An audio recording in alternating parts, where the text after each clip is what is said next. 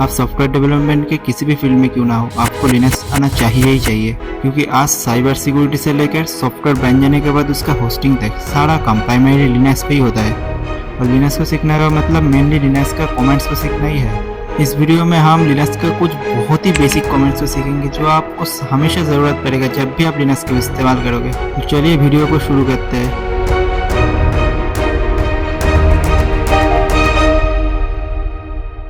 उसके लिए हम खोल लेते हैं वर्चुअल बॉक्स और उसमें काली लिनक्स पे लॉगिन कर लेते हैं। वाह, कितना खूबसूरत GUI है। तो फिर GUI से ही तो सारा काम किया जा सकता है, तो कमांड लाइन को सीखने की ज़रूरत क्या है? हाँ, किया जा सकता है, लेकिन अगर लिनक्स का पावर का पूरा इस्तेमाल करना हो तो उसके एक ही तरीका है सिर्फ, वो है कमांड लाइन को सीखना। ये जो विंडो आपको दिख रहा है ना, ये है टर्मिनल। एक्चुअली मैं शुरू करने से पहले टर्मिनल के बारे में कुछ चीज़ें आपको बताना चाहता हूँ। एक्चुअली टर्मिनल क्या चीज़ है आपको जानते हो? ये जो कीबोर्ड, माउस, मॉनिटर, जिस चीज से हम इनपुट और आउटपुट देते हैं उसी को टर्मिनल कहते हैं। और ये जो ब्लैक विंडो आप देख रहे हो ना, इसको टर्मिनल नहीं, टर्मिनल एमुलेटर कहा जाता है। देखो, मैं इसका अगर आइकन के ऊपर हाइवर करूँ तो यहाँ पे टर्मिनल एमुलेटर लिखा आ रहा है। अब दो और शब्द भी सुनोगे, बैश और शेल। ये दोनों क्या है? लिनक्स के जो कमांड लाइन है ना, उसको शेल कहा जाता है। बैश, पावर शेल, ये सब अलग अलग शेल्स ही है।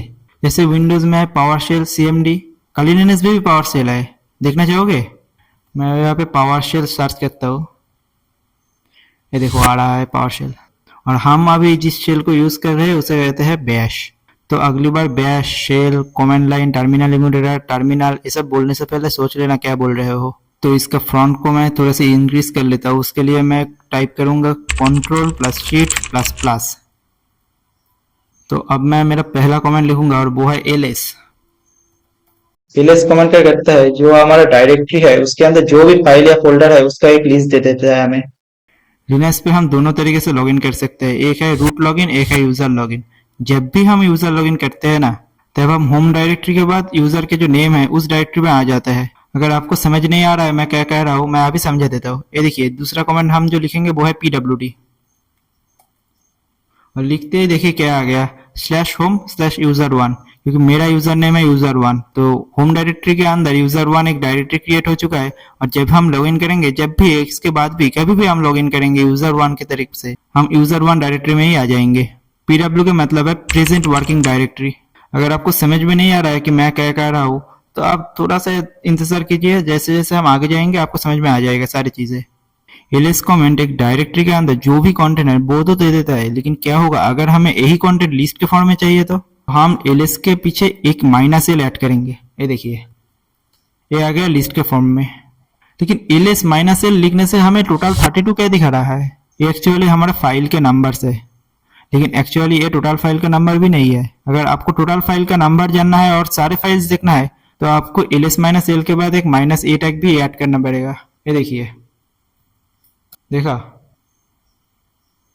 ये देखिए टोटल आ रहा है 172 फाइल्स। और देखिए यहाँ पर कितने सारे फाइल्स है जो हमें पहले नहीं दिख रहा था। एक्चुअली ये जो डॉट के बाद फाइल का नेम है ना, ये सारी हिडन फाइल्स है। आप लिनक्स पे अगर कोई हिडन फाइल बनाना चाहते हो तो फाइल के नेम के पहले डॉट देना पड़ेगा। जैसे एंड्रॉइड में देते हैं हम, फाइल के नेम के पहले डॉट देते ही वो हिडन फाइल हो जाता है। लेकिन ए टैग से हम सारे हिडन फाइल्स को देख सकते हैं। अच्छा, हमने पिछले बार कौन सा कमेंट देखा?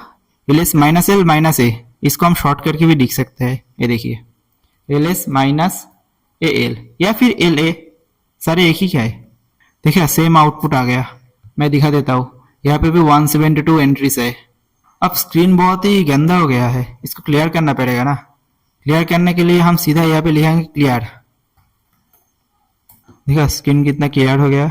इसका एक और भी शॉर्टकट है, Ctrl+L। अब हम यहाँ पे फिर से ls करते हैं। अब चलिए हम डेस्कटॉप डायरेक्टरी में घुसते हैं। उसके लिए हम कौन सा कमांड यूज करेंगे?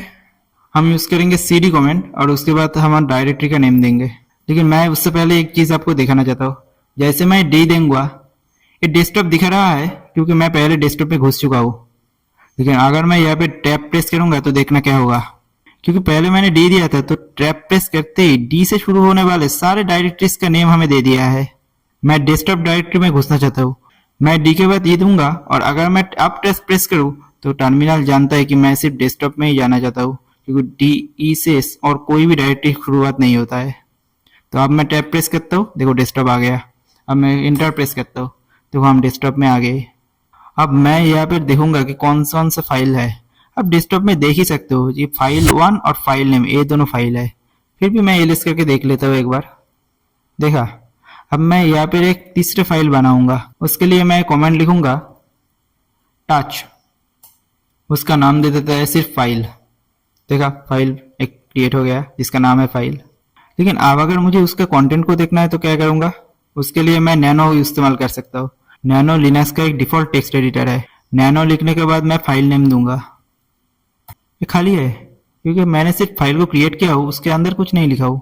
चलो मैं लिख देता हूँ दिस इज माई फाइल। अब सेव कैसे करें, उसके लिए आपको प्रेस करना पड़ेगा Ctrl X and Y, enter. अब मैं एक दूसरा कमेंट दिखाऊंगा जिससे आप फाइल्स के कंटेंट को देख सकोगे।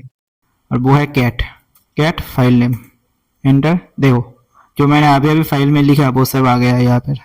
अच्छा, टच कमेंट से मैंने एक फाइल एक ही टाइम में क्रिएट किया ना। अगर मैं एक ही टाइम पे मल्टीपल फाइल क्रिएट करना चाहूँ तो तभी हम टच कमेंट को यूज करेंगे। कैसे, वो मैं दिखाता हूँ अभी। उसके लिए हम यूज करेंगे वाइल्ड कार्ड्स को। ये देखिए, लिखूंगा टच।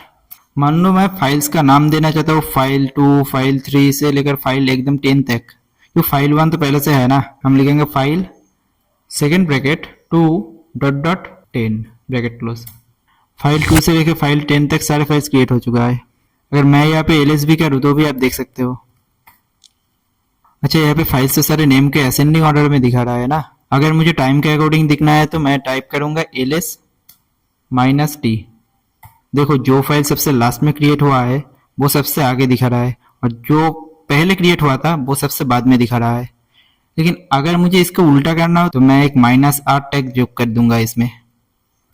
देखिए, पहले टाइम का डिसेंडिंग ऑर्डर में दिखा रहा था, अब टाइम का असेंडिंग ऑर्डर में दिखा रहा है। अगर मुझे नेम का डिसेंडिंग ऑर्डर में देखना है तो मैं लिखूंगा ls -r। देखिए, फाइल्स को अब नेम का डिसेंडिंग ऑर्डर में दिखा रहा है। तो हमने फाइल तो बना दिया काफी सारे और उसमें लिखना कैसे है वो भी जान लिया है। लेकिन अगर हमें फाइल को रिमूव करना है तो हम rm कमेंट का यूज करेंगे। rm और फिर फाइल नेम। एक फाइल है जिसका नाम है फाइल नेम, तो उसे ही पहले रिमूव कर देता है। देखिए, फाइल नेम रिमूव हो चुका है। अच्छा, अगर मुझे सारे फाइल्स को यहाँ पे डिलीट करना हो तो मैं क्या करूंगा, आप एक एक फाइल करके डिलीट करेंगे ना, मैं एक ही कमेंट में सारे फाइल को डिलीट कर दूंगा। देखेंगे, उसके लिए मैं इस्तेमाल करूंगा वाइल्ड कार्ड्स को। उसके लिए मैं लिखूंगा rm, पहले तो फाइल लिखूंगा यहाँ पे, फिर फाइल लिख के आप देखना सारे फाइल्स का नाम फाइल 1 से लेकर फाइल 10 तक है। तो हम यहाँ पे वाइल्ड कार्ड्स के इस्तेमाल करेंगे।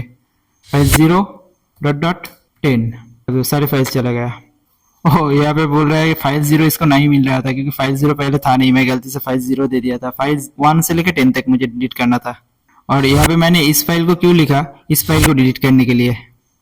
फोल्डर क्रिएट करने के लिए हम यूज करते हैं mkdir कमांड, मतलब मेक डायरेक्टरी।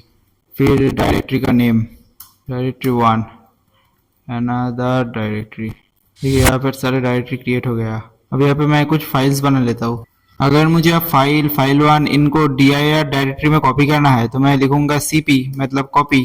फाइल्स का नाम दूंगा जिनको मुझे कॉपी करना है, डायरेक्टरी का नाम दूंगा जिसमें मुझे कॉपी करना है। अब अगर मैं ls करूँ डायरेक्टरी के अंदर तो मुझे देखो वो फाइल्स दिख रहा है। मैं ट्री करके दिखा देता हूँ।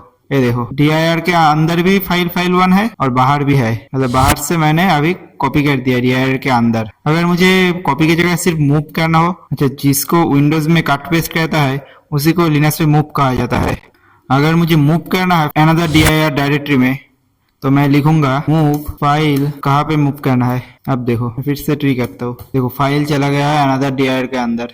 अब मान लो मुझे पूरा dir डायरेक्टरी को ही अनदर dir में मूव करना है तो मैं क्या लिखूंगा, मूव dir, और कहाँ पर अनदर dir में, पूरा dir डायरेक्टरी अनदर dir में चला गया। अब मुझे मान लो dir1 डायरेक्टरी को डिलीट करना है तो मैं क्या करूंगा, तो मैं लिखूंगा उसके लिए remove directory rm dir1। Okay, फिर ट्री करता हूँ। देखो dir1 डायरेक्टरी रिमूव हो चुका है। अब मान लो अनदर dir के अंदर जो dir डायरेक्टरी है उसको मुझे रिमूव करना है, तो उसके लिए अगर मैं रिमूव dir कमांड यूज करूंगा तो उससे काम नहीं होगा। देखो मैं दिखा देता हूँ, rm dir अनदर dir के अंदर dir डायरेक्टरी।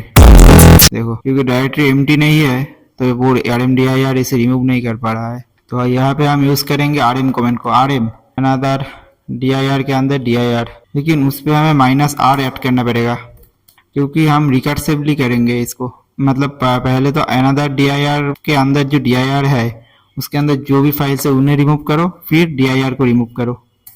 देखो अब मैं ट्री करके दिखाता हूँ, पूरा अनदर dir के अंदर dir रिमूव हो चुका है। लिनक्स पे अगर हमें फाइल्स को रीनेम करना है तो वो हम कैसे करेंगे, उसके लिए भी हम मूव कमेंट यूज करते हैं। देखो देखो इस फाइल 1 को मैं रीनेम कर देता हूँ न्यू फाइल 1, तो उसके लिए हम लिखेंगे move file 1 to new file 1, वो रीनेम हो चुका है। हमने या फिर सारे बेसिक कमेंट्स को देख लिया है। अगर आपने प्लेलिस्ट को एक्सेस नहीं किया तो वीडियो के एंड स्क्रीन में या फिर वीडियो के डिस्क्रिप्शन में प्लेलिस्ट का लिंक दिया हुआ है। मैं हाईली रिकमेंड करूंगा कि आप प्लेलिस्ट को देखिए, उससे आपको काफी कुछ नया सीखने को मिलेगा। वीडियो के कमेंट बॉक्स में जरूर लिखिए कि वीडियो कैसा लगा। अगर अच्छा लगा है तो वीडियो को लाइक कीजिए, सब्सक्राइब कीजिए चैनल को ऐसे ही वीडियो और देखने के लिए। दोस्तों के साथ वीडियो को शेयर कीजिए और मिलते हैं नेक्स्ट वीडियो में।